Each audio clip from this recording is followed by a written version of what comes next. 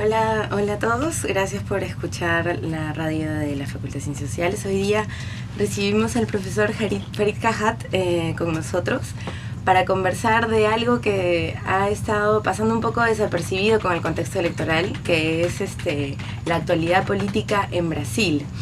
Hemos escuchado bastante sobre escándalos de corrupción y todavía no queda muy claro cuáles son las implicaciones que tiene para el futuro político del país. Entonces queríamos conversar con Farid sobre ese tema. No sé si nos puedes contextualizar un poco qué es lo que está pasando ahora. A ver, escándalos de corrupción en Brasil son un fenómeno crónico, ¿no? Ya un presidente básicamente, si no me equivoco, llegó a renunciar antes de que fuese destituido a través de un juicio político similar al cual al que se quiere llevar a cabo contra la presidenta Rousseff. Era el presidente Collor de Mello en los inicios de los 90.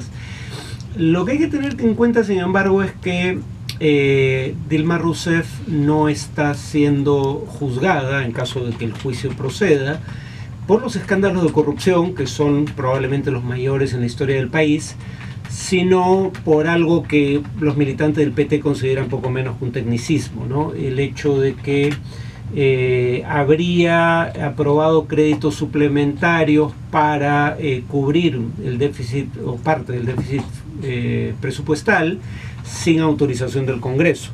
Lo que muchos creen es que si, por ejemplo, escándalos anteriores de mayor magnitud que ese, que francamente es anodino por comparación, no llevaron a un juicio político contra presidentes populares como Lula, del mismo partido, la explicación de que ahora algo de menor relevancia amerite un juicio político es el contexto del país, no el hecho de que ella pudiese o no haber aprobado digamos, recursos para cubrir el déficit fiscal sin reportarlos de manera adecuada o sin obtener la debida autorización. ¿Cuáles son esas circunstancias? En primer lugar está el hecho de que, como dije, el escándalo de Petrobras es probablemente el mayor escándalo de corrupción en la historia de Brasil por el monto de dinero involucrado. Se calcula que podrían haberse utilizado para fines de corrupción o para propósitos de corrupción hasta $2.000 millones, sin hablar de malos usos que no necesariamente son casos de corrupción, pero de usos indebidos de dinero de la empresa o malas inversiones. En segundo lugar, a diferencia de Lula, que abandonó la presidencia con una tasa de aprobación superior al 80%, la tasa de aprobación de la presidenta Rousseff apenas supera el dígito, ¿no? O sea, es una aprobación que ronda entre el 9 y el 15%.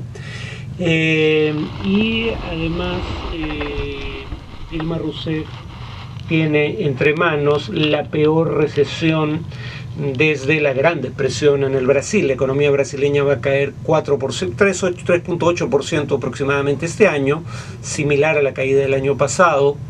Ese es el contexto que explica esta decisión, porque por otro lado lo que habría que tener presente es que muchos de los congresistas que están promoviendo el juicio político en contra de Rousseff, incluyendo el presidente de la Cámara de Diputados, Eduardo Cunha, a diferencia de Rousseff, que no está acusada de corrupción, sí están acusados de corrupción. Y entonces la figura que ellos querrían imponer es una en la cual la presidenta se va, pero los congresistas acusados de corrupción se quedan hasta el 2018. Y eso me lleva a otra pregunta, o sea, efectivamente la corrupción en Brasil, ¿acaso es solo privativa del PT? No, como mencioné, un presidente conservador fue objeto de acusaciones de corrupción. Ahora, el caso brasileño es interesante porque, claro, la corrupción atraviesa el espectro político. Por ejemplo, una de las acusaciones contra el PT se basa en el testimonio de un directivo de la empresa constructora Andrade Gutiérrez, si no me equivoco es el nombre, que indica que de los 20 millones reales que la empresa donó para la campaña del Partido de los Trabajadores, el partido de la presidenta Dilma Rousseff, para su reelección en el año 2014, la mitad provenían de sobornos, de bueno, de fuentes corruptas vinculadas al escándalo de Petrobras. Lo que muchos recuerdan, sin embargo, es que si bien es cierto que esa empresa constructora donó 20 millones de reales, unos poco más de 2 millones de dólares, al cambio de la época al PT para su campaña, donó una cantidad aún mayor de dinero en esa misma campaña para el principal partido de la oposición, el Partido de la Socialdemocracia Brasileña, y donó una cantidad de dinero que equivale a más de la mitad de lo que donó al PT, a un partido que hasta la víspera era aliado del PT en el gobierno, el Partido Movimiento Democrático Brasileño. La pregunta obvia es si la mitad de los 20 millones de reales donados al PT provenían de fuentes de la corrupción, ¿de dónde provenía el dinero concedido a estos otros partidos? O sea, estos otros partidos están poniéndose en la situación de aquel que grita, del ladrón que grita al ladrón, ¿no? Pretendiendo que el problema es únicamente el PT cuando claramente no ese es el caso, ¿no?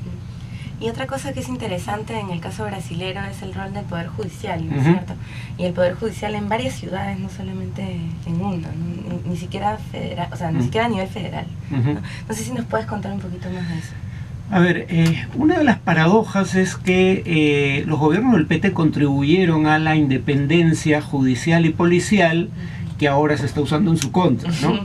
Y el juez más importante de este proceso es un juez de nivel estatal, Sergio Moro, que en general ha llevado de manera adecuada el caso, salvo cuando llega al nivel presidencial. El propio juez Moro, no es una imputación que haya que hacerle porque él lo ha admitido, ordenó, extralimitándose, intervenir, bueno, no ordenó intervenir las comunicaciones de la presidenta, cosa para la que no tenía autorización, pero sí ordenó intervenir las comunicaciones del expresidente Lula y obtuvo de manera, todo parece indicar ilegal, la grabación de una conversación entre Lula y la actual presidenta, no, digamos, que no solo no estaba autorizado, solo el Tribunal Supremo Federal puede, digamos, interceptar las comunicaciones del presidente de la República, sino que además la conversación fue grabada después del periodo de tiempo que él había autorizado para la interceptación de las comunicaciones de Lula, y sin respetar el secreto de sumario hizo pública la grabación y luego, como digo, tuvo que pedir disculpas porque todo lo que hizo es algo que solo pudo haber hecho bajo las leyes brasileñas el Tribunal Supremo Federal. Entonces, digamos, el Poder Judicial es claramente independiente del poder político, pero parece tener una agenda política propia. El primer juez que intenta impedir la asunción del cargo de ministro por parte del expresidente Lula da Silva es un juez que cuelga fotos en Facebook de él mismo participando en marchas políticas en favor de la destitución de la presidenta Rousseff, ¿no? Y el juez ya es del Tribunal Supremo Federal, que un poco coincide con el fallo de él, un poco asumiendo que el propósito de darle un cargo ministerial a Lula era no blindarlo frente al Poder Judicial, sino que su caso ya no pudiera ser visto por el juez Moro, sino que subiera al Tribunal Supremo Federal, que sería el único que podría investigar a un ministro. Pero el juez que ratifica la decisión de que Lula, por ahora, hasta que su caso no sea visto por el Tribunal Supremo Federal, Lula no puede asumir el cargo de ministro, es un juez que hace declaraciones políticas regularmente, como decir que el PT ha instaurado un sistema de cleptocrático en el Estado brasileño, como si la corrupción actual fuera privativa del PT, como si los antecedentes del Estado brasileño fueran ejemplares, ¿no?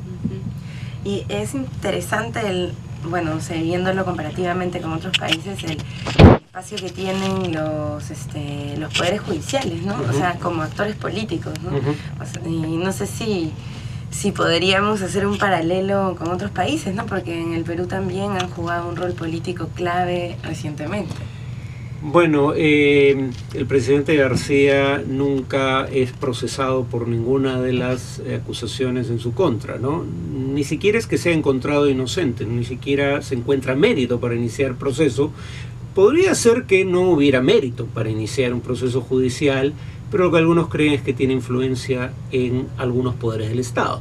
La conducta del Jurado Nacional de Elecciones en la elección en curso es sintomática.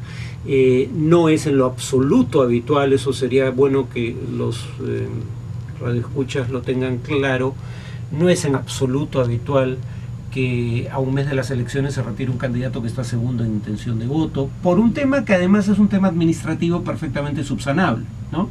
Ahí el tema con la ley es una mala ley, primero porque no contempla una gradación de sanciones, sino que al encontrarse responsabilidad en la acusación o en el cargo, por leve que éste sea, se retira el candidato de la contienda. Pero el segundo problema es que además esas normas se aplicaron de manera discrecional. Hay indicios claros de que el fujimorismo incurrió en el mismo tipo de entrega de dinero en un acto proselitista que le valió la descalificación al candidato Acuña, ¿no? Y en el caso de el APRA nuevamente, pues la valla electoral era 5% más 1% por cada partido miembro de una alianza electoral. Eso implicaba que siendo 3 los partidos miembros de la alianza electoral, la Alianza Popular, la valla debió ser de 7%, y un día antes de las elecciones el jurado decide que en este caso va a ser la valla original de 5%. Entonces, al menos en Brasil uno puede decir que el Poder Judicial es independiente del poder político, y eso es positivo. Yo, pese a las críticas que acabo de hacer, creo que en general el Poder Judicial ha actuado de manera correcta en el escándalo Petrobras, pero es difícil imaginar un Poder Judicial que actúe de esa manera en el Perú. El caso de